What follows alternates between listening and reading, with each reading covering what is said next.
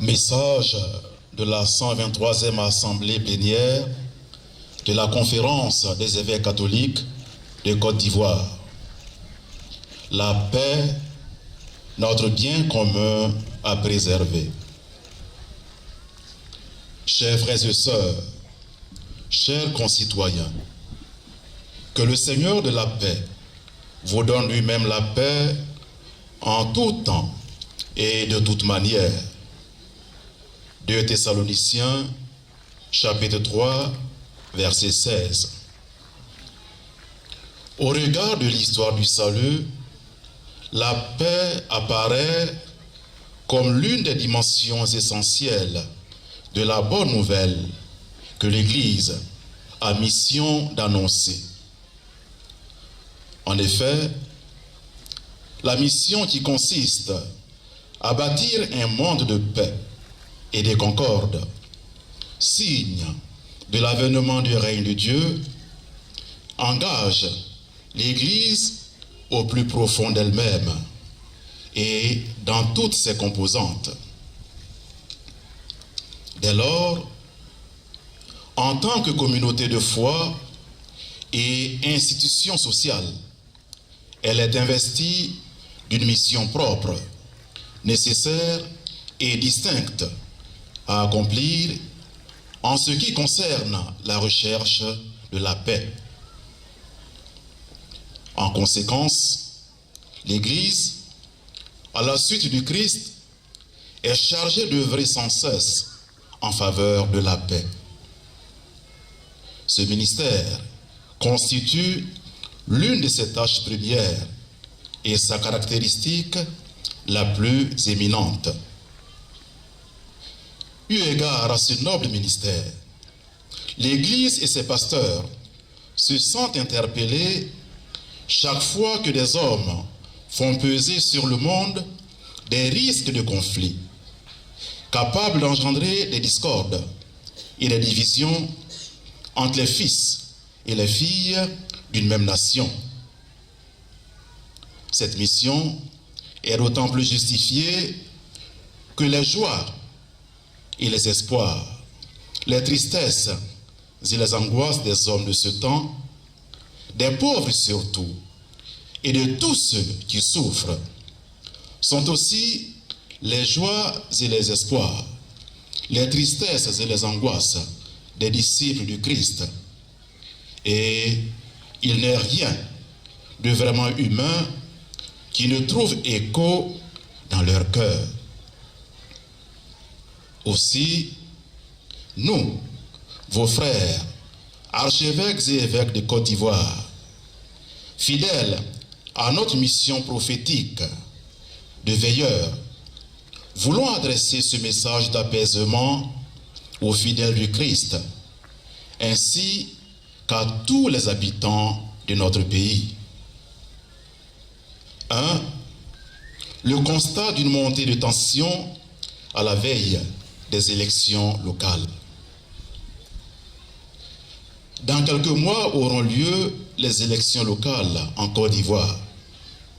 Ces élections ont valeur de test pour l'élection présidentielle de 2025, car la plupart des partis politiques y sont engagés. En prévision de ces élections, les différents états-majors se préparent, ainsi que les institutions chargées de les organiser. Mais au regard de la tension qui commence à monter déjà, nous, vos archevêques et évêques, sentons comme un impérieux devoir d'appeler tous les fils et toutes les filles de notre pays à la retenue et à la modération. C'est le lieu de saluer tous les efforts en faveur de la paix. La création d'un ministère de la réconciliation nationale, le dialogue politique entre le gouvernement et les partis politiques, les caravanes de la paix, les prières pour la paix, etc.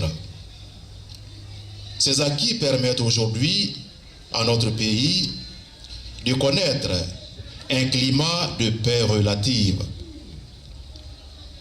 Cette paix constitue un environnement favorable pour le développement.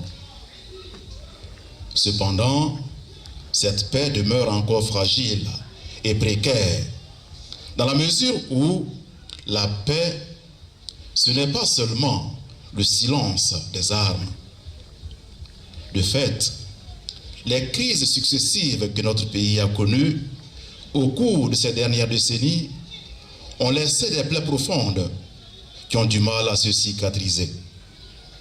Nous nous en faisons l'écho en ces termes lors de notre assemblée de janvier 2020 à Korogo, et je cite: « Au sortir de la crise post-électorale de 2010, les autorités étatiques s'étaient fixées pour priorité la réconciliation et s'étaient engagées à ressouder le tissu social déchiré.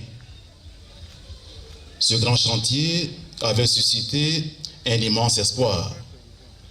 Malheureusement, les ressentiments ont ressurgi, entre autres, les conflits intercommunautaires qui se sont soldés par des pertes en vies humaines.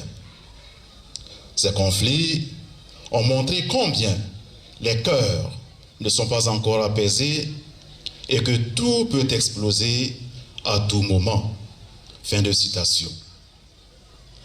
Aujourd'hui, peut-on oublier tous nos compatriotes morts, ainsi que toutes les autres victimes de ces différentes crises? Dès lors,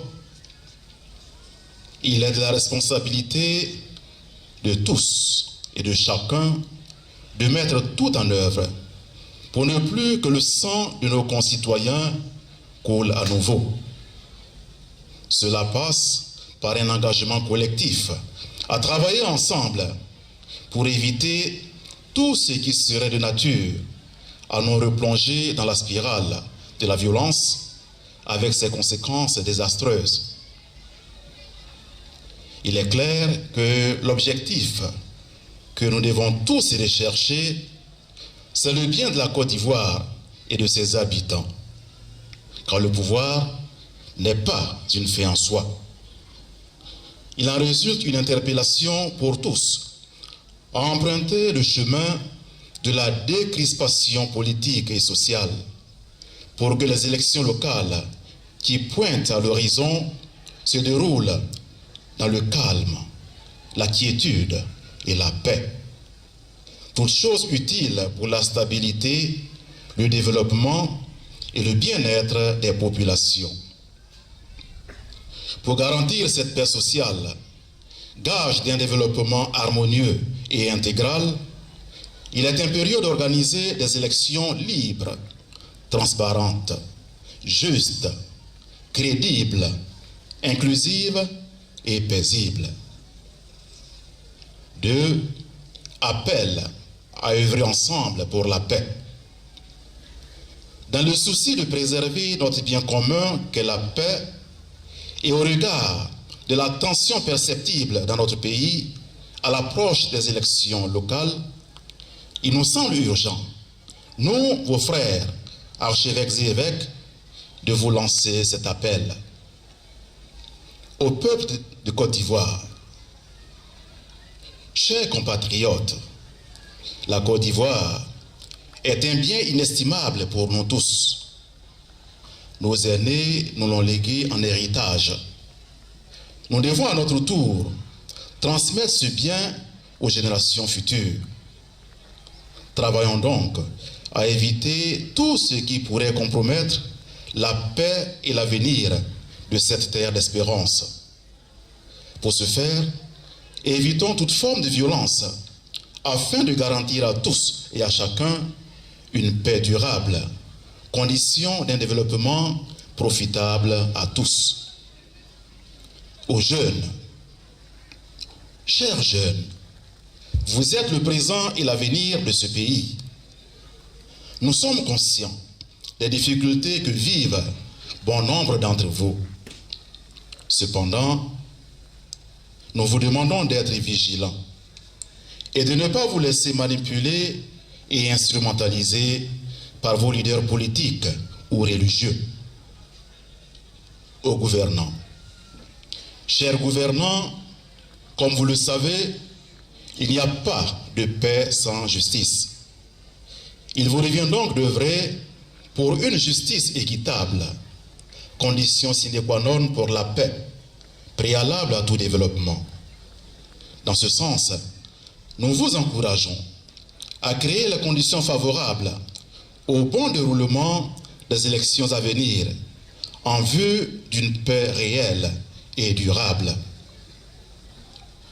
Aux leaders de partis politiques, chers leaders, la finalité essentielle de votre engagement, c'est l'intérêt supérieur de la nation ivoirienne et de tous les habitants de la Côte d'Ivoire.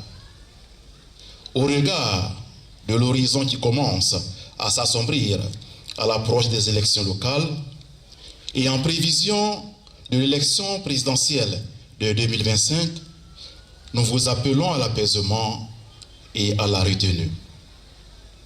Évitez donc toute instrumentalisation de vos militants, surtout les jeunes. N'oubliez pas que le plus important dans les jours électorales n'est pas le triomphe éphémère.